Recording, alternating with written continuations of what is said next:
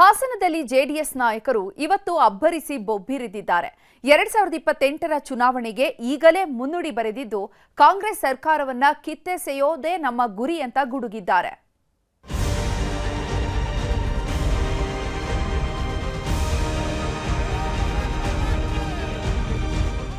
ದೊಡ್ಡಗೌಡ್ರ ಕರ್ಮಭೂಮಿ ಹಾಸನದಲ್ಲಿ ಇವತ್ತು ತೆನೆ ನಾಯಕರು ರಣಕಹಳೆ ಮೊಳಗಿಸಿದ್ದಾರೆ. 2 ಬಾರಿ ಹಾಸನದ ಮಣ್ಣಲ್ಲಿ ಸಮಾವೇಶ ಮಾಡಿದ್ದ ಕೈ ನಾಯಕರಿಗೆ ರಣವೀಳ್ಯ ಕೊಟ್ಟಿದ್ದಾರೆ. ಇದು ನಮ್ಮ ಪಾಲಿನ ಭದ್ರಕೋಟೆ, ಯಾರಿಂದಲೂ ಮುಟ್ಟೋದಕ್ಕಾಗೋದಿಲ್ಲ ಅಂತ 2028ರ ಚುನಾವಣೆಗೆ ಮುನ್ನುಡಿ ಇಟ್ಟಿದ್ದಾರೆ. ಹಾಸನದಲ್ಲಿ ದಳಪತಿಗಳ ಜನತಾ ಸಮಾವೇಶ. 2028ರ ಚುನಾವಣೆಗೆ ಈಗಲೇ ಪ್ರಚಾರದ ನಗಾರಿ. ಹಾಸನ ಅನ್ನೋದು ಜೆಡಿಎಸ್ ಪಾಲಿನ ಭದ್ರಕೋಟೆ. ಈ ಭದ್ರಕೋಟೆಯನ್ನ ಛಿದ್ರ ಮಾಡೋದಕ್ಕೆ ಕೈ ನಾಯಕರು ಏನಿಲ್ಲದ ಸರ್ಕಸ್ ಮಾಡ್ತಿದ್ದಾರೆ. ಹೀಗಾಗಿನೇ 2 ಬಾರಿ ಸಮಾವೇಶವನ್ನು ಮಾಡಿದ್ದಾರೆ. ಇದನ್ನರಿತ ಗೌಡ್ರ ಕುಟುಂಬ ಹಾಸನದಲ್ಲಿ ಬೃಹತ್ ಜನತಾ ಸಮಾವೇಶ ನಡೆಸಿತು. ದೇವೇಗೌಡ್ರ ಆದಿಯಾಗಿ ತೆನೆ ಪಕ್ಷದ ಪ್ರತಿಯೊಬ್ಬ ನಾಯಕರು ಇವತ್ತು ಹಾಸನದಲ್ಲಿ ಬೀಡು ಬಿಟ್ಟಿದ್ರು. ಎಲ್ಲಿಂದಲೇ ಗೆಲುವಿನ ಮುನ್ನುಡಿ ಇಡ್ತೀವಿ ಅಂತ ಬೋವನಹಳ್ಳಿಯಲ್ಲಿ ಅಬ್ಬರಿಸಿ ಬೊಬ್ಬೆರೆದಿದ್ದಾರೆ.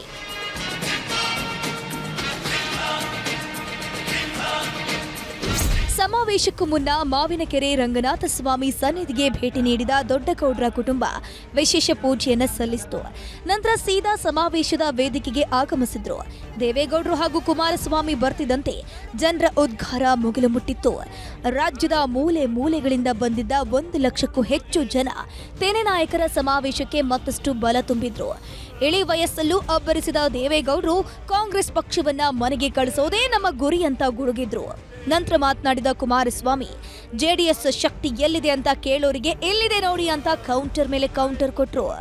ಜಾತ್ಯತೀತ ಜನತಾದಳದ ಶಕ್ತಿ ಎಲ್ಲಿದೆ ಅಂತಕ್ಕಂಥ ಮಾತನ್ನ ಹೇಳ್ತಕ್ಕಂಥವರಿಗೆ ಇಲ್ಲಿ ಇದೆ ನೋಡಿ ಅಂತಕ್ಕಂಥ ಒಂದು ಸಂದೇಶವನ್ನ ಇವತ್ತು ನೀವೇನು ನೀಡಿದ್ದೀರಿ.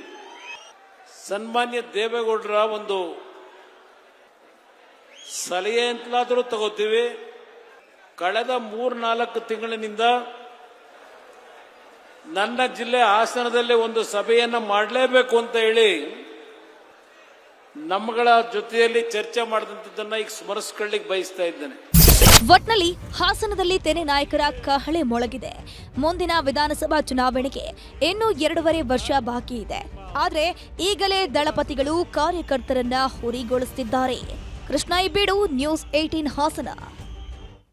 ಅದು ನಗರದಲ್ಲಿರೋ ಪ್ರಮುಖ ಗ್ರಂಥಾಲಯ. ಕಟ್ಟಡ ಹಳೆಯದಾಗಿದೆ ಅಂತ ಹೊಸ ಕಟ್ಟಡ ಕಟ್ಟಿ ವರ್ಷವೇ ಆಗಿದೆ. ಆದರೆ ಉದ್ಘಾಟನೆಯ ಭಾಗ್ಯ ಮಾತ್ರ ಸಿಕ್ಕಿಲ್ಲ. ಯಾವಾಗ ನ್ಯೂಸ್ 18 ಅಖಾಡಕ್ಕಿಳಿತೋ ಕಟ್ಟಡ ಉದ್ಘಾಟನೆಯ ಭರವಸೆ ಸಿಕ್ಕಿದೆ. ಪಾಳು ಬಿದ್ದಂತ ಕೊಠಡಿಯಲ್ಲಿ, ಹಳೆ ಕೊಠಡಿಯಲ್ಲೇ ಗ್ರಂಥಾಲಯ ನಡೀತಾ ಇದೆ.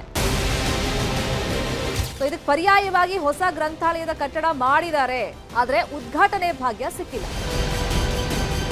ಕ್ಲಿಯರ್ ಆಗಿದೆ, ಈಗ ಮಾಡ್ತಾ ಇದೀವಿ. 26 ಕ್ಲಿಯರ್ ಆಗ್ತಾ ಇದೆ ಮೇಡಮ್. ಹೊಸ ಕಟ್ಟಡ ಬಿದ್ರು ಹಳೆ ಕೊಠಡಿಯಲ್ಲೇ ಗ್ರಂಥಾಲಯ. ಧೂಳು ಹಿಡಿದ ಪುಸ್ತಕ, ಕಟ್ಟಡಕ್ಕಿಲ್ಲ ಉದ್ಘಾಟನೆ ಭಾಗ್ಯ. ಒಂದು ಗ್ರಂಥಾಲಯ ತೆರೆದ್ರೆ 100 ಬಡ ಮಕ್ಕಳ ಬದುಕನ್ನ ಉಜ್ವಲ ಮಾಡಿದಂತೆ ಅಂತಾರೆ.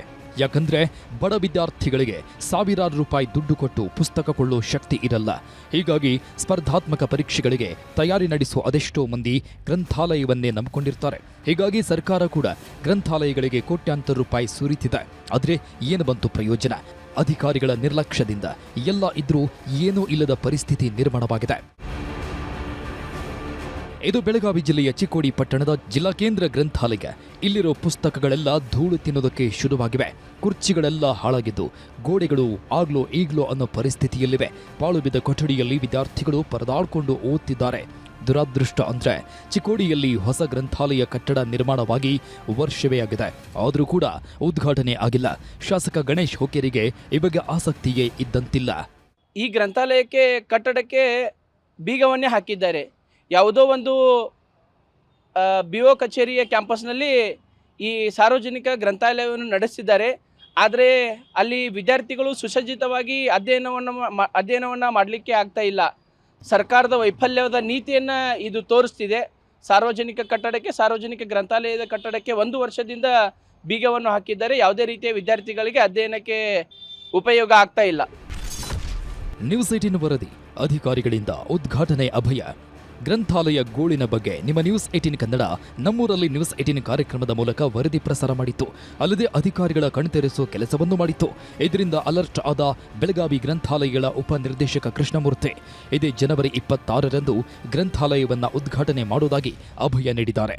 26th madam. ಆಕ್ಚುಲಿ ಏನ್ ಗೊತ್ತಾ ಮೇಡಮ್, ಅದು ನಮ್ದೇ ಆದ ಟೆಕ್ನಿಕಲ್ ಪ್ರಾಬ್ಲಮ್ ಇತ್ತು, ಹಾಗಾಗಿ ಇದಾಗಿದೆ. ಕ್ಲಿಯರ್ ಆಗ್ತಾ ಇದೆ ಮೇಡಮ್. 26th clear. ಆಕ್ಚುಲಿ ಒಳಗಡೆ ಇದ್ರದ್ದು ಸ್ವಲ್ಪ ನೀರು ಸಮಸ್ಯೆ ಎಲ್ಲ ಇತ್ತು, ಕ್ಲಿಯರ್ ಆಗಿದೆ. ಈಗ ಮಾಡ್ತಾ ಇದೀವಿ. 26th ಕ್ಲಿಯರ್ ಆಗ್ತಾ ಇದೆ ಮೇಡಮ್. ನಾವೆಲ್ಲ ಬುಕ್ಸ್ ಎಲ್ಲ ಅರೇಂಜ್ ಮಾಡಿದೀವಿ, ರ್ಯಾಕ್ಸ್ ಗಳು ಅರೇಂಜ್ ಮಾಡ್ತಿದೀವಿ, ಈಗೆಲ್ಲ ಮಾಡಿದೀವಿ. ಯಾವ್ದು ಸಮಸ್ಯೆ ಇಲ್ಲ.